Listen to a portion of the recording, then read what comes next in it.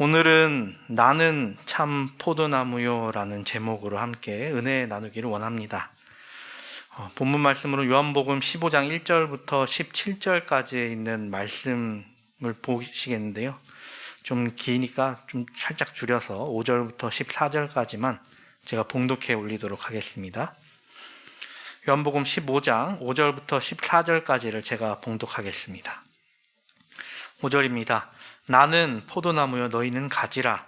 그가 내 안에 내가 그 안에 거하면 사람이 열매를 많이 맺나니 나를 떠나서는 너희가 아무것도 할 수 없음이라. 사람이 내 안에 거하지 아니하면 가지처럼 밖에 버려져 마르나니 사람들이 그것을 모아다가 불에 던져 사르느니라. 너희가 내 안에 거하고 내 말이 너희 안에 거하면 무엇이든지 원하는 대로 구하라. 그리하면 이루리라. 너희가 열매를 많이 맺으면 내 아버지께서 영광을 받으실 것이요 너희는 내 제자가 되리라. 아버지께서 나를 사랑하신 것 같이 나도 너희를 사랑하였으니 나의 사랑 안에 거하라. 내가 아버지의 계명을 지켜 그의 사랑 안에 거하는 것 같이 너희도 내 계명을 지키면 내 사랑 안에 거하리라. 내가 이것을 너희에게 이름은 내 기쁨이 너희 안에 있어 너희 기쁨을 충만하게 하려 함이라. 내 계명은 곧 내가 너희를 사랑한 것 같이 너희도 서로 사랑하라 하는 이것이니라. 사람이 친구를 위하여 자기 목숨을 버리면 이보다 더 큰 사랑이 없나니 너희는 내가 명하는 대로 행하면 곧 나의 친구라. 아멘. 우리는 대한민국에 살아가고 있고 대한민국 국적을 지닌 사람입니다. 우리가 대한민국의 국적을 가지고 살아갈 수 있게 된 이유는 무엇인가요? 우리가 대한민국에서 태어났기 때문일까요? 우리나라에서 태어났다는 이유만으로 국적을 주지는 않습니다. 우리나라 같은 경우는 부모님이 대한민국 국적을 가진 사람이어야만 자식에게 대한민국 국적을 준다는 것이죠. 그 외에는 귀화하는 방법을 거쳐야지만 우리나라의 국적을 취득할 수 있다라고 합니다. 부모가 대한민국 국적을 지니지 않는 경우라면 일반적으로 5년 이상 계속해서 대한민국에 거주해야 하고 물론 정상적인 비자를 받은 채로 말입니다. 그리고 대한민국 민법상 성년이 되어야 하며 또 품행이 단정해야 한다라고 이야기를 합니다. 그리고 자신의 자산이 최소 5천만 원 이상이어야 하거나 기능에 의하거나 가족에 의존하여 생계를 유지할 능력이 있어야 한다라고 이야기를 합니다. 그것만이 아니라 그 외에 그 모든 것을 갖췄을 때 이제 시험을 볼 수 있는데 국어 능력, 대한민국의 풍습, 그리고 대한민국의 국민으로서 가져야 할 기본 소양에 대한 시험을 합격을 해야지만 우리나라 대한민국의 국적을 취득할 수 있다라고 합니다. 미성년의 경우 부모님이 먼저 국적을 취득한 이후에 특별귀화를 신청해야 같이 우리나라의 국적을 얻을 수 있다라고 합니다. 어떻게 보면 우리나라는 국적 취득에 대해서 어떻게 보면 열려있지 않은 편이죠. 우리는 당연하게 얻어서 살아가고 있지만 다른 나라 사람들은 쉽게 얻지 못한다는 것이죠. 그렇다면 다른 나라는 어떠할까요? 국적, 시민권 하면 가장 최고로 이야기되는 미국은 어떠할까요? 다른 국적을 지녔던 사람일 경우 영주권을 얻는 것이 먼저고 그 후 5년간 미국에 거주하면서 성실히 세금 납부를 하고 여러 가지 조건을 갖추면 그때 이제 미국 국적이 주어진다라고 합니다. 그 외에는 정당한 방법으로 미국에 가서 출산한 경우 그 아이에게는 미국 국적을 준다라고 합니다. 그래서 원정 출산에 관한 이야기가 있게 된 것이기도 하죠. 미국 국적을 얻으면 무엇이 좋길래 사람들이 미국 국적을 얻으려고 하는 것일까요? 남자아이 같은 경우에는 군대를 안 보내기 위해 미국 국적을 얻기도 하죠. 근데 그 외에 미국 국적을 가진 자로서 가장 좋은 특혜는 어떠한 위험한 일이 해외에서 생겼을 때 미 대사관이나 미 군으로부터 보호를 받을 수 있다라는 것입니다. 이것만으로도 매우 큰 혜택이 있다라는 것이죠. 이렇게 여러 나라들의 또 다른 시민권이 있는데, 그렇다면 우리가 하늘의 시민권을 얻는 데 필요한 것은 과연 무엇일까요? 우리가 우리나라에서 태어났다 해서 그들 모두에게 우리나라 시민권을 주지 않는데, 우리는 더 나아가 하늘에서 태어나지도 않았는데 하늘나라의 시민권은 어떻게 얻을 수 있을까요? 어떻게 보면 하늘에 원수된 곳에서 태어나 살아가고 있는 우리인데, 과연 어떻게 해야지만 우리가 하늘의 시민권을 얻을 수 있을까요? 보통 원수된 나라끼리는 국경을 넘는 것조차 허락하지 않죠. 지금 어떻게 보면 가장 유명한, 세계에서 가장 원수처럼 지내는 나라가 이제 인도와 파키스탄이죠. 이제 파키스탄 같은 경우 외국인이 인도에 비자가 있거나 인도의 출입국 기록이 여권에 찍혀 있으면 입국을 거부하는 경우도 상당히 많다고 합니다. 그래서 여행하는 사람들은 인도에 갔다가 파키스탄으로 넘어가려면 여권을 새로 발급받고 넘어가는 경우가 상당히 많다고 합니다. 그리고 한때는 파키스탄은 영공까지 닫아서 인도에서 출발하는 비행기는 파키스탄 위로 지나갈 수도 없다라고 하기도 했었습니다. 이렇게 원수된 나라는 서로 굉장히 위험한 일촉즉발의 상황을 보내기도 하고 서로 물어뜯는 모습을 보이곤 합니다. 우리나라도 가장 가까운 나라인 북한을 넘어갈 수 없는 것처럼 말이죠. 이렇듯 하늘의 원수가 되어 살아가고 있는 우리인데, 하늘을 밟는 것은 둘째 치더라도 우리가 하늘의 시민권을 얻는 방법은 과연 무엇일까요? 지금 하늘에 있는 사람들을 한번 생각해 봅시다. 가장 처음에 하늘로 올라갔던 사람은 누구였죠? 네, 에녹이 있었습니다. 과연 우리가 에녹처럼 살아가고 있나요? 두 번째는 누구였죠? 네, 모세 있습니다. 모세가 비록 살아생전에 사람을 죽이기도 했고 하나님께 불순종한 모습을 보이기도 했지만 우리가 이 모세보다 더 나은 삶을 살아가고 있나요? 세 번째는 엘리야. 비록 그가 자신의 사역 중간에 도망친 적은 있지만 그의 삶 전반적으로 모두 하나님의 능력을 나타내는 삶을 살았습니다.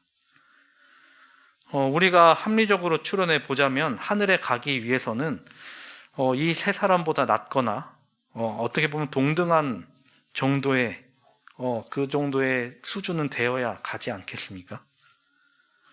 그렇다면 이 세상에 하늘에 갈 만한 사람은 얼마나 될까요? 태초 이후에 하늘에 간 사람이 이 단 셋인데 과연 우리는 하늘에 갈 수 있을까요? 이런 우리에게 예수님께서는 말씀하십니다. 내 안에 거하라. 나도 너희 안에 거하리라. 가지가 포도나무에 붙어있지 아니하면 스스로 열매를 맺을 수 없음 같이 너희도 내 안에 있지 아니하면 그러하리라. 나는 포도나무요 너희는 가지라. 그가 내 안에 내가 그 안에 거하면 사람이 열매를 많이 맺나니 나를 떠나서는 너희가 아무것도 할 수 없음이라. 사람이 자신의 능력으로 구원을 이루려고 했을 때 그들 모두가 실패했습니다. 자신의 본성을 억누르고 하늘의 조건에 맞추기 위해 율법을 연구하고 율법대로 살아가려고 했죠. 그러나 그들 모두 구원을 이루어낼 수 없었습니다. 그들도 실패했는데 우리는 어떻게 했습니까? 근데 우리가 하늘의 시민권을 얻을 방법이 생겼는데 그 방법이 무엇이라고요? 바로 예수 그리스도 안에 거해야 한다는 것입니다. 우리가 하늘의 시민이 되는 방법은 예수 그리스도의 초청에 응해 그 안에 거해야 한다는 것입니다. 그렇게 됐을 때 우리가 예수 그리스도로부터 구원의 열매를 맺게 된다는 것이죠. 그렇다면 만약 예수님의 초청을 응하지 않는다면 어떻게 될까요? 예수님의 초청을 응하지 않는 것, 이 모든 것은 개인의 선택이지만 예수님으로부터 벗어난 사람의 모습은 과연 어떨까요? 여기서 이야기하듯이 마치 나무로부터 떨어져 있는 모습일 것입니다. 나무로부터 떨어져 나온 가지는 생명을 잃어버리고 그것은 아무것도 할 수 없게 돼버리죠. 사람이 내 안에 거하지 아니하면 가지처럼 밖에 버려져 마르나니 사람들이 그것을 모아다가 불에 던져 사르느니라. 우리는 예수님께서 하셨던 한 비유, 혼인잔치의 비유를 잘 알고 있습니다. 마태복음 22장엔 예수님께서 이제 혼인잔치의 비유를 말씀하시는데요. 거기서 한 임금이 자기 아들의 혼인잔치를 위해 여러 사람을 초대하죠. 종들을 보내서 원래 선택받았던 사람들에게 초청을 합니다. 그런데 그 초청을 받은 사람들이 어떤 모습을 보이나요? 성경에서 이야기하기로는 어떤 사람은 돌아보지도 않았고, 어떤 사람은 자기 밭으로 갔고, 어떤 사람은 자기 사업하러 갔고, 어떤 사람은 그 종들을 잡아 모욕하기도 하고 죽이기도 하였다라고 합니다. 그 소식을 들은 임금은 어떻게 합니까? 군대를 보내어 그 살인한 자들을 전부 진멸하고 그 동네를 불살랐다라고 이야기합니다. 그리고 나서 부르는 사람은 악한 자나 선한 자나 만나는 대로 모두 데려와라 라고 이야기를 합니다. 여기서 먼저 초청을 받은 사람은 누구인가요? 우리가 쉽게 생각하면 아마 먼저 말씀을 받은 사람, 이스라엘 민족으로 볼 수 있겠죠. 근데 그들은 그 초청을 발로 차버립니다. 그러자 그들은 이제 임금으로부터 어떻게 보면 버림을 받게 되죠. 그리고서 초청된 사람은 아무나가 됩니다. 악한 사람이나 선한 사람이나 상관없이 임금의 초청에 응한 사람이라면 누구나 그 혼인잔치에 들어갈 수 있게 된다는 것이죠. 즉 여기서 중요한 것은 그 초청에 응하느냐 응하지 않느냐라는 것이죠. 내가 선한 사람이건 악한 사람이건 왕이 초청하는데 나아가느냐 나아가지 않느냐가 어떻게 보면 모든 것을 결정하게 된다라는 것입니다. 우리는 어떤 사람들입니까? 우리가 처음에 초대받았는데 나아가지 않은 사람이 될 수도 있고 나중에 초청을 받은 사람이 될 수도 있습니다. 그렇지만 우리는 당연히 하나님의 초청을 받은 사람으로서 살아가야 하죠. 그렇게 되어 예수 그리스도 안에서 나무에 잘 붙어있는 가지로서 열매 맺는 삶을 살아가게 되기를 간절히 바랍니다. 그렇게 열매 맺는 삶을 통해 우리에게 무엇이 이루어지나요? 예수님은 계속해서 이야기합니다. 너희가 내 안에 거하고 내 말이 너희 안에 거하면 무엇이든지 원하는 대로 구하라. 그리하면 이루리라. 너희가 열매를 많이 맺으면 내 아버지께서 영광을 받으실 것이요 너희는 내 제자가 되리라. 여기서 말하는 구할 것, 원하는 대로 구할 것은 바로 예수 그리스도 안에 있음으로써 이루어지는 구원입니다. 그리하여 우리가 받은 구원을 통해 누가 영광을 받으신다고요? 아버지께서 영광을 받으신다라고 이야기를 합니다. 우리가 하나님의 뜻에 따라 나아감으로 하나님께서 영광을 받으시는 삶, 그러한 삶을 사는 우리 모두가 되기를 바랍니다. 예수님께서는 이어서 우리가 예수 그리스도 안에서 어떻게 살아가야 하는지에 대해서 이야기합니다. 아버지께서 나를 사랑하신 것 같이 나도 너희를 사랑하였으니 나의 사랑 안에 거하라. 내가 아버지의 계명을 지켜 그의 사랑 안에 거하는 것 같이 너희도 내 계명을 지키면 내 사랑 안에 거하리라. 이어서 12절에도 예수님께서 이 계명에 관한 이야기를 하십니다. 내 계명은 곧 내가 너희를 사랑한 것 같이 너희도 서로 사랑하라 하는 이것이니라. 우리는 대한민국 국민이죠. 그래서 우리는 대한민국의 헌법과 그 아래 있는 법률, 그 외 조례나 규칙들을 지키며 살아갑니다. 만약 우리가 누군가를 때리면 대한민국 법률에 맞춰서 그에 합당한 처벌을 받겠죠. 그런데 우리가 만약 해외를 나간다면 어떨까요? 내가 대한민국 사람이라고 해서 해외에서 어떤 사고를 쳤을 때 대한민국 법대로 그것을 해결해 줄까요? 아니죠. 로마에 가면 로마의 법을 따라라라는 말처럼 우리가 다른 해외로 넘어가면, 다른 법이 있는 곳에 가면 그 법에 맞게 그 법을 지키며 살아가야 합니다. 우리나라는 지금은 안 되지만 얼마 전까지 버스나 지하철을 탈 때 음료수나 음식물을 들고 타거나 섭취를 가끔 하기도 했죠. 근데 만약 싱가포르라는 나라에 가서 이와 같은 행동을 했으면 어떻게 될까요? 그곳은 대중교통에서 음식물을 섭취하는 것에 대한 금지하는 법이 굉장히 세다고 합니다. 그래서 적발 시에는 한화로 약 40만 원에서 45만 원 정도에 되는 돈을 벌금으로 물어야 된다라고 하죠. 그 음료수 한 잔 마시려다가 경찰에 잡혔을 때 그 사람들한테 말하죠. 우리나라에서는 괜찮은데 왜 그러냐고 하면 그 사람들이 당신네선 괜찮냐고 하면서 그냥 갈까요? 아니죠. 경찰서로 끌고 가서 티켓을 끊겠죠. 그렇게 따져봐야 그 사람들은 듣지 않을 것입니다. 그런데 나아가 계명이라는 것은 우리가 생각하는 법과 다릅니다. 계명은 무엇입니까? 하나님께서 하나님의 백성들을 위하여 제정하신 법이죠. 그렇다면 하나님의 백성이라면 당연히 지켜야 하는 법이라는 것입니다. 그렇다면 하나님의 나라는 어디인가요? 하나님의 나라는 저 위에 있는 하늘나라 뿐일까요? 아니죠. 모든 만물이 하나님 아래에 있고 하나님께서 만드셨고, 그렇게 우리가 서 있는 이 땅 역시 하나님의 나라입니다. 그렇게 우리는 하나님의 백성으로서 이 계명을 지키는 것은 당연한 것이죠. 혼인잔치의 비유의 뒷부분에 이야기가 더 있죠. 임금의 초대를 받고 들어온 사람들은 무엇을 했어야 했죠? 네, 예복을 입어야 했습니다. 거기에 예복이 준비되어 있었죠. 단지 그 말씀에 순종하기만 하면 됐었습니다. 그런데 그 중에도 그 옷을 안 입은 사람이 있었습니다. 그 사람은 어떻게 됐죠? 손발이 묶여서 어두운 곳으로 쫓아냄을 받았다라고 이야기를 합니다. 그리고 그는 꼭 나중에 후회해서 이를 갈미 있겠다라고 이야기를 합니다.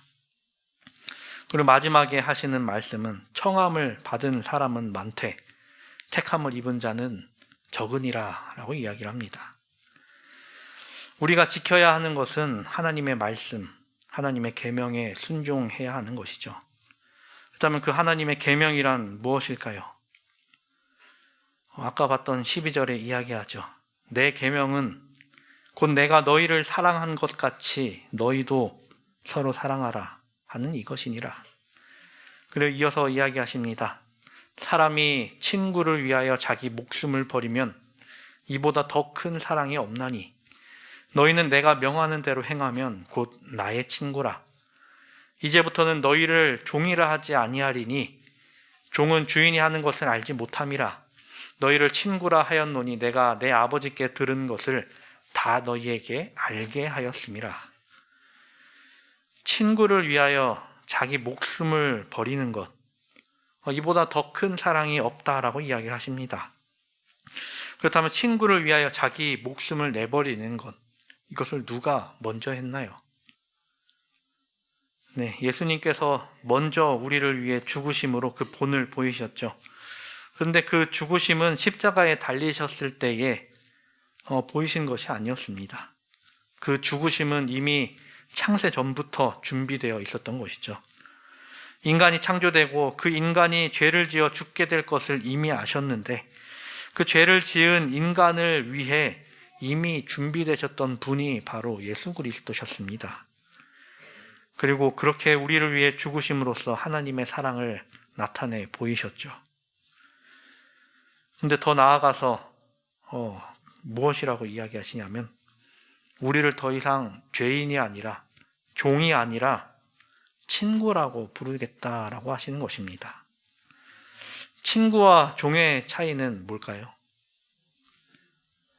종은 그저 주인이 하라는 대로 하며 그 일에 동참하는 것이 아니라 그냥 수동적으로 움직일 뿐이죠.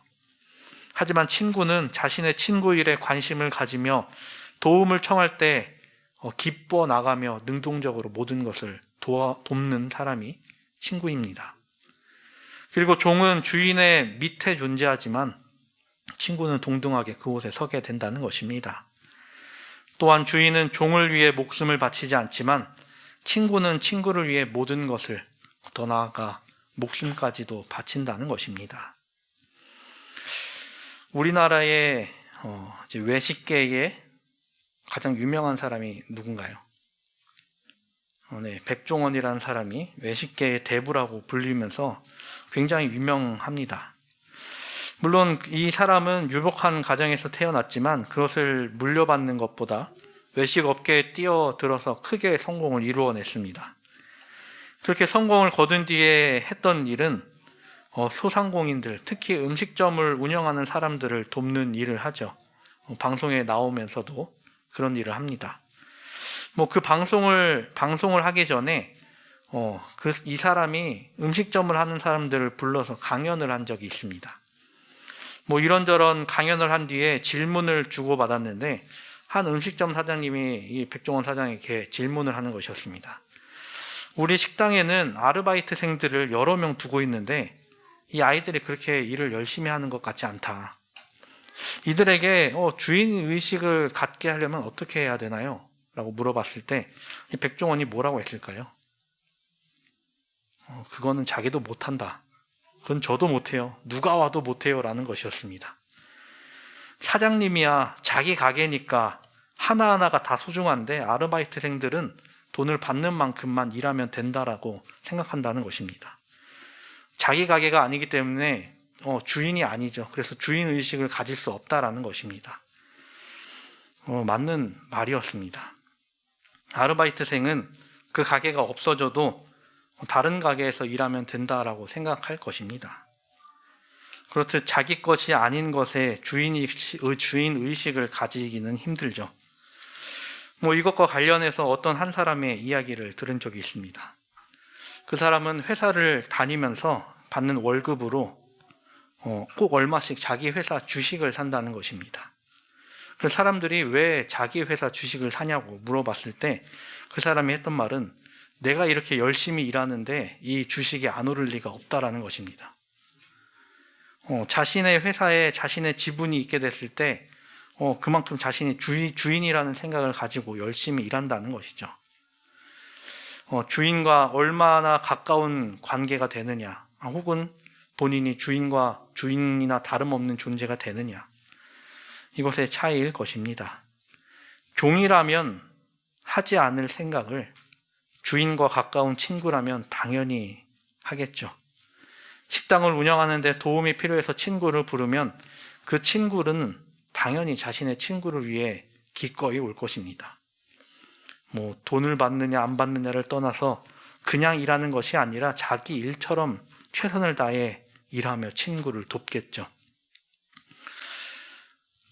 그런데 예수님께서 우리를 친구로 부르시겠다라고 이야기를 하십니다. 즉 예수님께서는 우리 일을 자기 일처럼 도우시겠다라는 것입니다. 나무의 가지는 가지가 원해서 자라는 것이 아니죠. 나무가 원해서 자라는 것이 가지입니다. 열매 또한 가지가 원해서 나는 것이 아니라 나무가 원해서 맺히게 됩니다. 그런데 모두가 하나로 이어져 있자면 누가 원하는 것이 아니라 모두가 원하는 것이 되죠. 나무가 원하는 것과 가지가 원하는 것이 일치한다면 그 가지에는 당연히 열매가 맺힐 것입니다. 그런데 만약 가지가 자신의 멋대로 행동한다면, 나무에서 떨어져 나와 본인이 원하는 대로 나아간다면 어떻게 될까요? 그저 불 속에 들어가 타버리는 존재가 되어버린다는 것이죠. 우리는 이 땅에 부르심을 받은 백성들입니다. 그리고 우리는 그 부르심을 받고 앞으로 나아온 백성들이죠. 그런데 우리가 기억해야 할 것은 무엇보다 부르심이 먼저 있었다는 것입니다. 아버지의 택하심이 있었기에 우리가 그 택하심을 입고 세워진 존재라는 것이죠. 그리고 중요한 것은 내가 택함을 받은 사람이듯이 내 옆에 있는 다른 성도님들 역시 택하심을 받은 거룩한 백성이라는 것입니다. 사랑하는 우리 성도 여러분, 예수님께서는 17절에 이렇게 이야기하십니다. 내가 이것을 너희에게 명함은 너희로 서로 사랑하게 하려 함이라. 우리는 예수 그리스도라는 포도나무에 있는 가지입니다. 그렇게 우리 모두가 한 형제이며 한 몸이죠. 그렇게 우리가 계명을 지키는 것은 우리가 서로 사랑하는 일입니다. 예수님의 말씀은 우리를 영생으로 이끄시는데 그 방법은 사랑이라는 것이죠. 하나님의 본질이 사랑이시고 하나님의 능력이 생명이시니 하나님으로부터 우리가 나타내야 하는 것은 사랑이고 생명이어야 한다는 것입니다. 화이 선지자는 시대의 소망을 통해 우리에게 이렇게 이야기합니다. 그리스도의 말씀은 영이요 생명이다. 말씀을 받아들임으로 그대들은 포도나무의 생명을 받는다. 그대들은 하나님의 입으로 나오는 모든 말씀으로 살 것이다. 그대들 안에 있는 그리스도의 생명은 그분 안에서처럼 동일한 열매를 생산한다. 그리스도 안에 살고 그리스도에게 부착되어 그리스도의 지원을 받으며 그리스도에게서 영양분을 흡수한다면 그대는 그리스도의 모습을 닮은 열매를 맺을 것이다. 나무로부터 받은 영양분을 그대로 열매로 이루어내는 우리 모두가 되기를 간절히 바랍니다. 우리가 지금은 죄로 물든 땅을 밟고 살아가지만 우리는 하나님의 백성임을, 하늘의 성민임을 기억해 하늘의 법인 계명, 그 사랑을 지켜 행하기를 간절히 바랍니다. 그렇게 하여 주 안에서 연합한 자로 모두 한 형제로서 사랑을 나누고 베풀며 그 안에서 모든 행복을 누리며 살아가는 우리 모두가 되기를 간절히 바랍니다. 예수 그리스도께서 우리에게 베푸신 사랑을 우리 또한 베풀며 살아가므로 그리스도의 모습을 닮은 열매를 맺는 우리 모두가 되기를 바라며 말씀을 줄이겠습니다.